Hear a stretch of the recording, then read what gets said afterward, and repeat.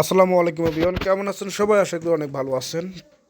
তো আপনারা অলরেডি জেনে গেছেন যে প্রাথমিক সহকারী শিক্ষকের নিয়োগ প্রক্রিয়ার চাকরির পরীক্ষাটি অনুষ্ঠিত হবে জানুয়ারি মাসের 2 তারিখ, অর্থাৎ প্রথম সপ্তাহের ওই দিক 2026-এর জানুয়ারি মাসে হওয়ার সম্ভাবনা প্রবল। তো সময় খুব ক্ষুদ্র ও অল্প সময়, এই অল্প সময়ের মধ্যে এত বড় সিলেবাস কমপ্লিট করা সম্ভব না আসলে। তো আপনাদের কথা বিবেচনা করে আমরা নতুন একটি সাজেশন প্রণয়ন করছি বাংলা ইংলিশের, অর্থাৎ এই শর্ট সময়ের মধ্যে এই সংক্ষিপ্ত সিলেবাসটি যদি অনুসরণ করা যায় তাহলে মোটামুটিভাবে অনেকটা কমন পাওয়া যাবে। তো আপনারা যেখান থেকে ভিডিওটি দেখতেছেন অবশ্যই ভিডিওটিকে শেয়ার করে দিবেন যাতে সবাই ভিডিওটি দেখতে পারে। তো চলুন আমরা প্রথম থেকে শুরু করি।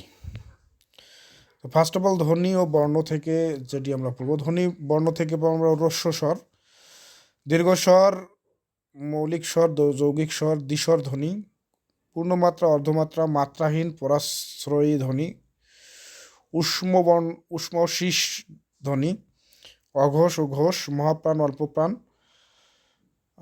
ও যুক্ত বর্ণ সম্পর্কে যদি আমরা পড়ি, ধ্বনি ও বর্ণ শেষ হয়ে যাবে। ধ্বনি বর্ণ থেকে বিগত সালগুলোতে মোটামুটি প্রায় সব পরীক্ষাতেই এসেছে। তো আমরা যারা সম্পূর্ণ সিলেবাসটি অর্থাৎ সম্পূর্ণ ধ্বনিবর্ণ পড়তে না পারবো তারা এই বিষয়গুলো দেখে যাব। এরপর বানান শুদ্ধির ক্ষেত্রে অবশ্যই নত্যবিধান সত্যবিধান পড়তে হবে। নত্যবিধান সত্যবিধানের নিয়মগুলো থেকে বানান শুদ্ধিকরণ থেকে আসে, অর্থাৎ এই নত্যবিধান সত্যবিধান পড়লে বানান শুদ্ধিকরণের অনেকটা হয়ে যায়। আমরা নত্যবিধান সত্যবিধানটা দেখবো ভালোভাবে। এরপর যদি বাক্য শুদ্ধিকরণ দেখি তাহলে ইকার, দন্ত স ক, মূর্ধন্য স ক, এগুলো দেখব। লিঙ্গ ঘটিত, বচন ঘটিত গুরুচণ্ডালীর দোষ, কয়শিকারে কি আর কয় দীর্ঘইকার, বিশেষ্য বিশেষণ সমস্যা, আকাঙ্ক্ষা, আসক্তি, যোগ্যতা, এগুলো আমরা দেখব বাক্য শুদ্ধিকরণের ক্ষেত্রে। এগুলো আমরা গুরুত্ব দেব বেশি, আর বাকিগুলো যদি পড়ার সময় হয় তাহলে অবশ্যই পড়বো, কিন্তু এগুলোতে গুরুত্ব দেব বেশি। এরপর যদি আমরা ধ্বনি পরিবর্তন দেখি, ধ্বনি পরিবর্তনের স্বরাগম, অপিনিহিতি, স্বর সংগতি, ধ্বনি বিপর্যয়, বিষমীভবন, এগুলোতে গুরুত্ব দেব বেশি। এবং ধ্বনি পরিবর্তন থেকে বিগত সালে তেমন প্রশ্ন কম এসেছিল আর কি। তো এগুলো আমরা বেশি গুরুত্ব দেব। তার পাশাপাশি যদি সম্ভব হয় তাহলে আমরা সম্পূর্ণটা তো অবশ্যই পড়ব। এরপর যদি এক কথায় প্রকাশ দেখি, এক কথার প্রকাশের ক্ষেত্রে নারী সংক্রান্ত যে এক কথার প্রকাশ, ইচ্ছা, শোক, জয়ন্তী, ডাক, ধ্বনি, শাবক, ব্যক্তি ও যোগ্য, এই সংক্রান্ত এক কথার প্রকাশগুলো আমরা পড়ব। পাশাপাশি আরও যদি আপনারা মনে করেন যে কিছু গুরুত্বপূর্ণ টপিক যদি মনে করেন তাহলে আপনারা তার সাথে এটা অ্যাড করবেন। এরপর যদি আমরা দেখি বাগধারা ও প্রবাদ যদি আমরা দেখি, অ থেকে রি পর্যন্ত পড়ব, ক পড়ব, দ পড়ব, ব, ভ, ম, র, স, দন্ত স, তালিবস্য, এগুলো বেশি বেশি পড়ব। এবং তার সাথে যদি আপনার মনে হয় এগুলো পড়ার পাশাপাশি আরও দরকার তাহলে আরও পড়ব অবশ্যই। লিঙ্গ প্রকরণ থেকে আমরা পড়ব ভিন্ন শব্দযোগ, একাধিক স্ত্রীবাচক শব্দ, নিত্য পুরুষ ও নিত্য স্ত্রীবাচক শব্দ, এটি মোস্ট ইম্পর্টেন্ট একটি নিত্য পুরুষ ও নিত্য স্ত্রীবাচক শব্দ, এটি খুব ভালোভাবে দেখব। এরপর যদি আমরা সমাস তো একটা হিউজ বড় একটা অংশ, সমাস পড়তে গেলে মাথা ঘুরে যায় অনেকের।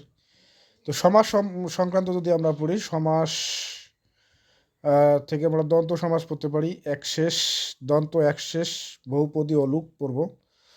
এরপর কর্মধারায় থেকে মধ্যপদলোপী কর্মধারায় পড়ব উপমান, উপমিত। তৎপুরুষ সমাস থেকে অলুকটা গুরুত্বপূর্ণ, উপপদ ও নঞ্চ তৎপুরুষ সমাস সম্পর্কে পড়ব। দ্বিগু পড়ব বহুব্রী থেকে সংখ্যাবাচক, বেতিহার ও অলুক। আর নিত্য সমাসটাও মোটামুটি ভালোই ইম্পর্টেন্ট, নিত্য সমাস পড়ব। আর যদি সম্ভব হয় এর পাশাপাশি আমরা বিগত সালের প্রশ্নগুলোও পড়ে ফেলব। এরপর সন্ধি যদি আমরা পড়ি, সন্ধি থেকে জ ফলা, ব ফলা, একার, ইকার, একার ঐকার, নিপাতনের স্বরসন্ধি, ব্যঞ্জন সন্ধি সম্পর্কে আমরা পড়ব এবং নিপাতনের সিদ্ধ ব্যঞ্জন সন্ধি পড়ব। এরপর বিসর্গ নিপাতনে বিসর্গ সন্ধি পড়ব। আর যদি সম্ভব হয় তাহলে আমরা সম্পূর্ণটাই পড়ব, তবে এগুলো গুরুত্ব সহকারে পড়ব। এরপর যদি আমরা উপসর্গ অনুসর্গতে যাই, উপসর্গ থেকে তৎসম বাংলা উপসর্গ, ফার্সি উপসর্গ আসে মোটামুটি ভালোই। অনুসর্গ থেকে পড়ব প্রতি, বিনা, বিহনে, সহ, ওপর, ভিন্ন, বই, ব্যতীত, জন্যে, পর্যন্ত, অপেক্ষা, ভেতর, এগুলো অবশ্য অনুসর্গ। এগুলো আবার অব্যয়, পদ অনুযায়ী এগুলো আবার অব্যয়, এই শব্দগুলো আবার অব্যয়। তো উপসর্গ সম্পর্কে আমরা এগুলো পড়বো, উপসর্গ অনুসর্গ সম্পর্কে। উপসর্গ অবশ্যই তৎসম ও বাংলা উপসর্গ, যে তৎসম উপসর্গ 20টি এবং বাংলা উপসর্গ যে 21টি, এগুলো আমরা মুখস্থ করবো একদম। ফার্সি উপসর্গ মুখস্থ করব, এর সাথে আরবি উপসর্গ আমরা মুখস্থ করতে পারি, হিন্দি উপসর্গ মুখস্থ করতে পারি, উপসর্গগুলো মুখস্থ করবো অবশ্যই। এরপর কারক বিভক্তি যদি আমরা দেখি, কারক বিভক্তি সম্পর্কে আমরা কর্ম পড়ব, সম্প্রদান পড়ব, অপাদান আর ঐকদেশিক অধিকরণ, এই বিষয়গুলো আমরা ভালোভাবে দেখব এবং যারা পারবেন তারা সবগুলোই দেখবেন। এরপর সমার্থক শব্দ যদি আমরা দেখি, সমার্থক শব্দ থেকে আগুন, আকাশ, অন্ধকার, সূর্য, চাঁদ, স্ত্রী, কন্যা, ঢেউ, এগুলো পড়ব, এগুলো খুব ভালোভাবেই পড়ব। এর পাশাপাশি আরও 20-25টি সমর্থক শব্দ এর মতো আছে, কিন্তু শর্ট সময়ের মধ্যে এতগুলো সমর্থক শব্দ, মানে গুরুত্বপূর্ণ 20-25টি বা 50টির মতো হবে এরকম সমর্থক শব্দ, বিপরীত শব্দ। তার মধ্য থেকে এগুলো থেকেই আসছিল বিগত সালে। তো আপনারা যদি আরও কিছু পড়তে চান তাহলে এর সাথে অ্যাড করে নেবেন। এরপর প্রতি শব্দ আ, ই, রস্যৌ, ক, ব, শ দিয়ে শব্দসমূহ পড়ব। বিপরীতার্থক শব্দ পড়ব আ, ই, উ, ক, ব, শ দিয়ে এই শব্দগুলো দিয়ে আমরা বিপরীত শব্দ যে আছে সেগুলো ভালোভাবে পড়ব। শব্দের শ্রেণীবিভাগ ও বিভিন্ন প্রকার শব্দ, তৎসম শব্দ, অর্ধ তৎসম শব্দ, দেশি, আরবি, ফার্সি, পর্তুগিজ শব্দ, গ্রিক, তুর্কি, চীনা শব্দ, জাপানি, মৌলিক শব্দ, রুড়ি এবং যোগরুর শব্দ, এই শব্দগুলো আমরা খুব ভালোভাবে শব্দ অংশ থেকে এই অংশগুলো যদি আমরা ভালোভাবে পড়ি তাহলে হয়ে যাবে।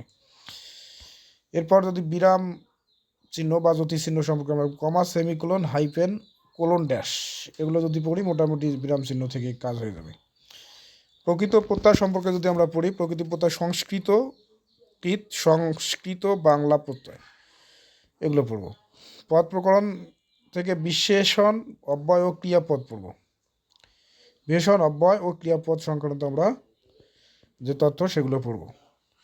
ভাষা ব্যাকরণ ও লিপি থেকে আমরা পড়ব বাংলা ভাষার উৎস, সাধুচলিত ভাষার পার্থক্য, প্রথম বাংলা ভাষার প্রথম ব্যাকরণ, ধ্বনিতত্ত্ব, শব্দ তত্ত্ব, রূপতত্ত্ব, বাংলা লিপি ও মুদ্রাক্ষর যন্ত্র, এগুলো পড়ব। পারিভাষিক শব্দ বিগত সালে খুব কম এসেছে, তবু আমরা যদি পড়তে চাই তাহলে এগুলো পড়ব। এরপর বাংলা অভিধান, বিভিন্ন বাংলা অভিধানের রচয়িতা আছে, অবশ্যই বিভিন্ন বাংলা অভিধানের রচয়িতাগুলো আমরা বেশ কয়েকটা আছে, 5-7টা পড়লেই হয়ে যাবে।